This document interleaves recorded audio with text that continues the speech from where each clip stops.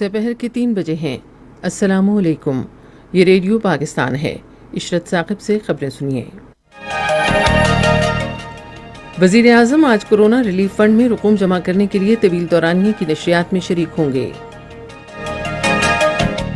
صدر نے کہا ہے کہ کورونا وائرس کے مسئلے کے تناظر میں آن لائن ذریعہ تعلیم طلباء کو تعلیم کی فراہمی کا آسان اور بہترین طریقہ ہے۔ وزیر خارجہ نے کہا ہے کہ خلیجی ممالک میں پھنسے ہوئے پاکستانیوں کی جلد وطن واپسی کے لیے کوششیں جاری ہیں۔ سماجی تحفظ اور غربت کے خاتمے کے لیے معاون خصوصی نے کہا ہے کہ احساس ہنگامی نقد امداد کے پروگرام کے تحت اب تک 57,50,000 مستحق خاندانوں میں 69 ارب روپے تقسیم کیے گئے ہیں۔ رمضان المبارک کا چاند دیکھنے کے لیے مرکزی رویت ہلال کمیٹی کا اجلاس آج کراچی میں ہو رہا ہے۔ پاکستان نے انتہا پسند ہندو تنظیم راشٹریہ سوائم سیوک سنگھ کے زیر اثر بھارتی حکومت کی مسلمانوں کے خلاف امتیازی پالیسیوں اور اقدامات پر گہری تشویش ظاہر کی ہے۔ اور آزاد کشمیر کے صدر نے کہا ہے کہ بھارت نے کورونا وائرس کے مسئلے کی آڑ میں مقبوضہ کشمیر میں مظالم کا سلسلہ تیز کر دیا ہے۔ گھبرائیں نہیں، احتیاط کیجیے، کورونا وائرس سے بچاؤ ممکن ہے۔ سردی اور نزلہ زکام کے مریضوں سے دور رہا جائے۔ کھانستے اور چھینکتے وقت منہ اور ناک کو ٹیشو یا رومال سے ڈھانپا جائے۔ ہاتھوں کو بار بار اچھے صابن سے دھویا جائے۔ استعمال کے بعد ٹیشو کو مناسب طریقے سے ضائع کیا جائے تو کورونا وائرس کو پھیلنے سے روکا جا سکتا ہے۔ مزید معلومات کے لیے نیشنل ڈیزاسٹر مینجمنٹ اتھارٹی 111-157-157 اور صحت تحفظ ہیلپ لائن 1166 پر رابطہ کریں۔ خبریں اب تفصیل کے ساتھ۔ کورونا وائرس سے نمٹنے کے لیے فنڈز جمع کرنے کی مہم کے سلسلے میں آج طویل دورانیے کی نشریات ہوں گی۔ سینیٹر فیصل جاوید خان کے مطابق کورونا ریلیف فنڈ میں رقوم جمع کرنے کے لیے پاکستان ٹیلی ویژن اور نجی ٹی وی چینلز طویل دورانیے کی نشریات پیش کریں گے، جس میں اندرون اور بیرون ملک مقیم پاکستانی شہریوں سے کہا جائے گا کہ وہ اس مشکل گھڑی میں اپنے ہم وطنوں کی مدد کے لیے آگے آئیں۔ انہوں نے کہا کہ ٹیلی مواصلات کمپنیاں صارفین کی رہنمائی کر رہی ہیں کہ وہ 6677 پر SMS بھیج کر وزیر اعظم کے کورونا ریلیف فنڈ میں اپنا حصہ ڈالیں۔ لاک ڈاؤن سے متاثرہ لوگوں کے لیے فنڈز اکٹھے کرنے کے لیے وزیر اعظم بھی پی ٹی وی پر طویل دورانیے کی نشریات میں شرکت کریں گے۔ ایک ویڈیو پیغام میں انہوں نے کہا کہ متاثرہ افراد کی بڑی تعداد کے لیے خطیر رقم درکار ہوگی۔ انہوں نے مخیر حضرات پر زور دیا کہ وہ فنڈ جمع کرنے کی اس مہم میں بڑھ چڑھ کر حصہ لیں۔ صدر عارف علوی نے کہا ہے کہ آن لائن ذریعہ تعلیم طلباء کو تعلیم فراہم کرنے کا بہترین اور آسان طریقہ ہے۔ یہ بات انہوں نے آج اسلام آباد میں ٹیلی اسکول منصوبے کے دورے کے دوران کہی۔ صدر نے کہا کہ لاک ڈاؤن کی موجودہ صورتحال میں طلباء کو گھروں پر تعلیم دینے کے لیے ٹیلی اسکول کا اہم اور شاندار منصوبہ شروع کیا گیا ہے۔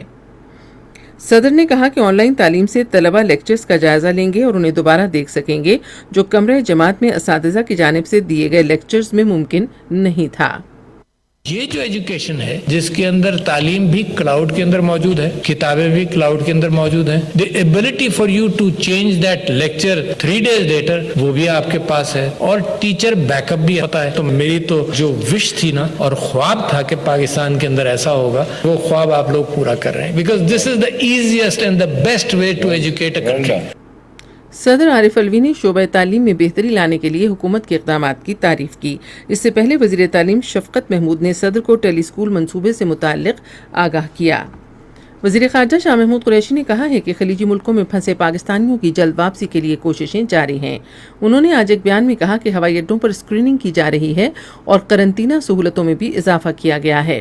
وزیر خارجہ نے کہا کہ باقی ہوائی اڈے کھولنے سے بیرون ملک سے ہر ہفتے 6 سے 7 ہزار پاکستانیوں کو واپس لانے کی ہماری صلاحیت میں اضافہ ہوا ہے۔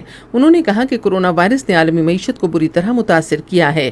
انہوں نے کہا اس عالمی وبا سے پاکستان کی معیشت پر دباؤ بڑھے گا، جبکہ اس سے معاشی سرگرمیاں بند ہوئیں اور ہماری برآمدات میں کمی واقع ہوئی۔ وزیر خارجہ نے کہا کہ پاکستان نے کورونا وائرس کے لیے اپنی ٹیسٹنگ کی صلاحیت بڑھائی ہے۔ انہوں نے کہا اس سے پہلے ٹیسٹ کرنے کی ہماری صلاحیت 3,000 تھی، لیکن آئندہ ماہ تک یہ 20 سے 30 ہزار تک پہنچ جائے گی۔ احساس ایمرجنسی کیش پروگرام کے تحت 57,50,000 خاندانوں میں 69 ارب روپے تقسیم کیے جا چکے ہیں۔ یہ بات غربت کے خاتمے اور سماجی تحفظ کے بارے میں معاون خصوصی ثانیہ نشتر نے آج اسلام آباد میں ایک نیوز کانفرنس سے خطاب کرتے ہوئے کہی۔ انہوں نے کہا کہ اس پروگرام کے تحت مستحق خاندانوں کو 12 ہزار روپے کی مالی امداد دی جا رہی ہے۔ انہوں نے کہا کہ ان خاندانوں کو اعداد و شمار کی جانچ پڑتال کے بعد انتہائی شفاف انداز میں منتخب کیا گیا ہے۔ پچھلے 14 دن میں 12,000 روپے کی جو احساس ایمرجنسی کیش ہے وہ 5.75 ملین خاندانوں کو دی گئی ہے اور 69 بلین ابھی تک ڈسبرس ہو چکا ہے۔ ہمارے اس وقت کوئی 10,000 سے زیادہ کیمپس اور پوائنٹس ہیں جہاں پہ پیسے دیے جا رہے ہیں، اور زیادہ تر ایسی جگہ ہیں جہاں پہ لوگوں کو عزت سے شامیانے کے نیچے بٹھایا جاتا ہے، پانی دیا جاتا ہے، کرسیاں دور دور لگائی جاتی ہیں۔ جب ان کو پیسے دیتے ہیں تو ہینڈ سینیٹائزر کا استعمال ہوتا ہے، باہر ہینڈ واشنگ ہوتی ہے۔ معاون خصوصی نے کہا کہ جنہیں انگوٹھے کی شناخت کا مسئلہ درپیش ہے ان کے لیے ایک متبادل طریقہ کار جلد متعارف کرایا جائے گا۔ انہوں نے کہا کہ مخیر حضرات کا مستحق خاندانوں سے رابطہ کرانے کے لیے راشن تقسیم کرنے کا پورٹل فعال کر دیا گیا ہے۔ احساس پروگرام کے تحت لاہور میں کرونا وائرس کے قرنطینہ مراکز میں خوراک کی فراہمی شروع ہو گئی ہے۔ یہ بات سماجی تحفظ اور غربت کے خاتمے کے بارے میں معاون خصوصی ڈاکٹر ثانیہ نشتر نے ایک ٹویٹ میں کہی۔ انہوں نے کہا کہ احساس پالیسی کے تحت امداد کے حوالے سے کسی سے امتیازی سلوک نہیں کیا جائے گا اور ہمارے تمام شراکت دار بھی اس کی پیروی کریں گے۔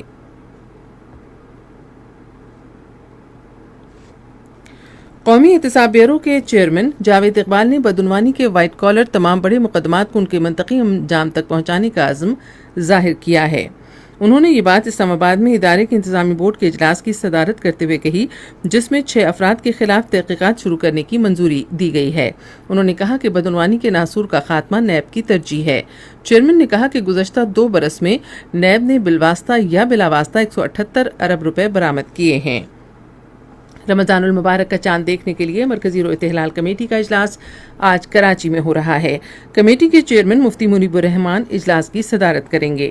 یہ خبریں آپ ریڈیو پاکستان سے سن رہے ہیں۔ پاکستان نے انتہا پسند ہندو تنظیم راشٹریہ سوائم سیوک سنگھ کے زیر اثر بھارتی حکومت کی مسلمانوں کے خلاف امتیازی پالیسیوں اور اقدامات پر تشویش ظاہر کی ہے۔ دفتر خارجہ کی ترجمان عائشہ فاروقی نے آج اسلام آباد میں اپنی ہفتہ وار نیوز بریفنگ میں اس پر افسوس ظاہر کیا کہ کرونا وائرس کے عالمی وبا سے درپیش مسئلے کے باوجود بھارت کی جانب سے یہ پالیسیاں جاری ہیں۔ انہوں نے کہا یہ افسوسناک ہے کہ بھارت میں منظم مسلم کش مہم جاری ہے، جسے نظر انداز کرنے سے ان پر بلوائیوں کے حملے کے خطرے میں اضافہ ہوا ہے۔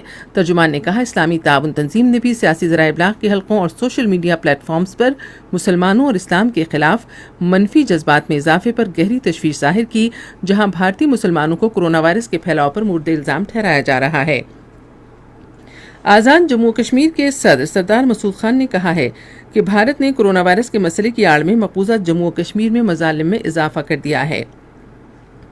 انہوں نے یہ بات آج اسلام آباد میں ہنگامی امدادی ادارے کے دورے کے دوران کہی، جہاں انہوں نے ادارے کے چیئرمین لیفٹیننٹ جنرل محمد افضل سے ملاقات کی۔ آزاد کشمیر کے صدر نے کہا کہ بھارتی قابض فوج حراستی مراکز میں کشمیری نوجوانوں کو شہید کر رہی ہے۔ سردار مسعود خان نے کرونا وائرس کی روک تھام کی سرگرمیوں میں NDMA کے انتہائی مؤثر کردار کی تعریف کی۔ انہوں نے آزاد کشمیر کے ڈاکٹروں اور طبی عملے کو حفاظتی آلات کی فراہمی کو بھی سراہا۔ لیفٹیننٹ جنرل محمد افضل نے کہا کہ کرونا وائرس کے لیے ٹیسٹ کی صلاحیت کو مسلسل بڑھایا جا رہا ہے۔ امریکہ میں قائم صحافیوں کی تنظیم کمیٹی ٹو پروٹیکٹ جرنلسٹ نے بھارت پر زور دیا ہے کہ مقبوضہ کشمیر میں صحافیوں کو اپنے امور کی آزادانہ انجام دہی کی اجازت دی جائے۔ نیو یارک میں ایک بیان میں تنظیم کی ایشیا کے لیے سینئر نامہ نگار عالیہ افتخار نے بھارتی حکام سے کہا کہ مقبوضہ وادی میں صحافیوں کے خلاف جھوٹے مقدمات درج کرتے ہوئے انہیں ہراساں کرنے کا سلسلہ بند کیا جائے۔ اقوام متحدہ کے سیکرٹری جنرل انتونیو گوتریس نے کہا ہے کہ کرونا وائرس کی آڑ میں انسانی حقوق کی پامالی ناقابل قبول ہے۔ انہوں نے انسانی حقوق کے بارے میں ایک نئی رپورٹ سے متعلق ایک بیان میں کہا کہ بعض ملکوں میں سر اٹھاتی نسلی اور قوم پرستی، آمریت اور انسانی حقوق کی پامالی کے پس منظر میں یہ بحران وبا کی روک تھام سے غیر متعلقہ مقاصد کے لیے جابرانہ اقدامات اختیار کرنے کا بہانہ فراہم کر سکتا ہے۔ افغانستان کے صوبے قندھار میں سیکیورٹی فورسز نے کارروائی کے دوران اہم سرغنہ ملا حبیب سمیت 4 طالبان کو ہلاک اور 3 کو زخمی کر دیا ہے۔ اہم خبروں کا خلاصہ ایک بار پھر سن لیجیے۔ وزیر اعظم آج کورونا ریلیف فنڈ میں رقوم جمع کرنے کے لیے طویل دورانیے کی نشریات میں شریک ہوں گے۔ सदर ने कहा है कि कोरोना वायरस के मसले के तनाजुर में ऑनलाइन जरिए तालीम तलबा को तालीम की फराहमी का आसान और बेहतरीन तरीका है। रमजानुल मुबारक का चांद देखने के लिए मरकजी रोयत हिलाल कमेटी का इजलास आज कराची में हो रहा है। आज़ाद कश्मीर के सदर ने कहा है कि भारत ने कोरोना वायरस के मसले की आड़ में मकबूजा कश्मीर में मजालिम का सिलसिला तेज कर दिया है। खबरें खत्म हुई।